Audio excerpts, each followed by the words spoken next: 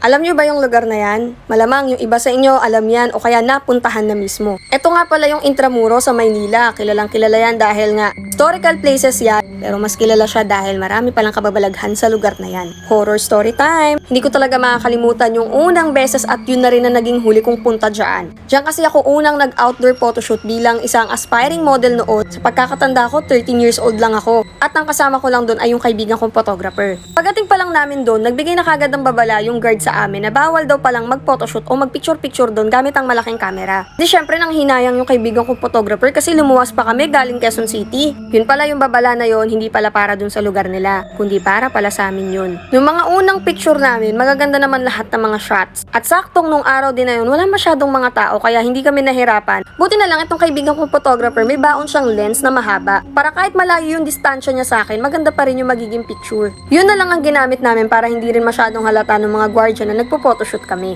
Hanggang sa nag-aya itong si photographer na lumipat kami ng pwesto at ikutin yung Intramuros. At kasabay nun syempre, kailangan ko na mag-outfit change. E di nagtanong muna ako sa guard kung saan ba ang CR doon. Ang pinagtataka ko, yung CR pa talaga na tinuro niya sa akin, medyo malayo. Pero dahil nga wala naman akong idea talaga noon tungkol sa lugar na yun, basta ang alam ko lang historical siya. Hindi rin naman ako natakot dahil tanghaling tapat yun. Kaya lang pagdating ko dun sa CR kung saan niya ako tinuro, alam niyo yung itsura na kahit tirik yung araw sa labas. Pagpasok mo sa loob ng CR, ang silhouette ng dating, ang dilim, kahit may bintana namang bukas para doon pumasok yung liwanag galing sa labas. At yung CR na yun, 3 ang cubicle. So syempre din ako agad sa unang cubicle kasi nga wala naman akong kasama. Kaya maya bigla akong may narinig na 2 babaeng pumasok sa CR. So medyo napanatag ako, at least may kasama ako. Hanggang sa medyo nakripihan na ako nung nakikinig na ako sa usapan nila. Parang ang lalalim ng mga Tagalog na words na sinasabi nila. Take note guys 13 or 14 years old ata ako nung nangyari ito. Hindi ko na talaga maalala yung exact na taon na nangyari to. Pero yung pangyayari sa akin sa lugar na yun, sobrang liwanag pa. Eh dito na, so nagtataka ako, sabi ko, ano kayo pinag-uusapan nito? Kasi parang boses nasa middle age sila. Tapos hindi ko talaga makakalimutan itong exact words na narinig ko habang nasa loob ako ng cubicle. Sabi doon ng isang babae,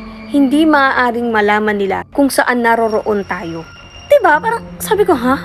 Ang lalim naman masyado. Well, naisip ko rin naman na baka naman mga dayo sila or talagang galing probinsya, baka ganun talaga sila magsalita. Kasi nga tourist spot yun. Pero diba, parang ang creepy. E di eto na, tapos na ako magbihit. At may tunog pa talaga na mga yapak, ganyan, parang nag-aayos sila, may daladalang bag. Paglabas ko, wala palang tao. As in. Tapos yung 2 cubicle, bukas pa rin siya at ganun na ganun pa rin yung pagkakabukas bago ako pumasok dun sa unang cubicle. Sabi ko sa inyo, talagang napamura ako. Tumakbo talaga ako palabas. Tapos habang nagmamadali ako palabas, wala talaga ako nakitang mga tao. Tapos meron ako nakasalubong. Parang maintenance siya doon sa lugar na yun. Siguro napansin niya yung takot ko at namumutla daw ako eh. Hinarang niya ako. Sabi niya, "Miss, okay ka lang?" Tapos palinga-linga ako sa paligid ko kasi nga baka mamaya totoong tao naman pala talaga yung narinig ko sa CR. Tapos napansin nitong babaeng sumalubong sa akin na may bitbit akong napakalaking bag. Sa sobrang madali ko, hindi ko na pala naisara. Tapos sabi niya sa akin, "Miss, okay ka lang ba talaga? May nakita ka ba?" So doon pa lang, nakumpirma ko na kagad. May something talaga kasi bakit mo ko agad tatanungin kung may nakita ako? At bakit ka naman mababother kung nagmamadali man ako naglalakad doon? So sabi ko na lang, hindi, parang kasing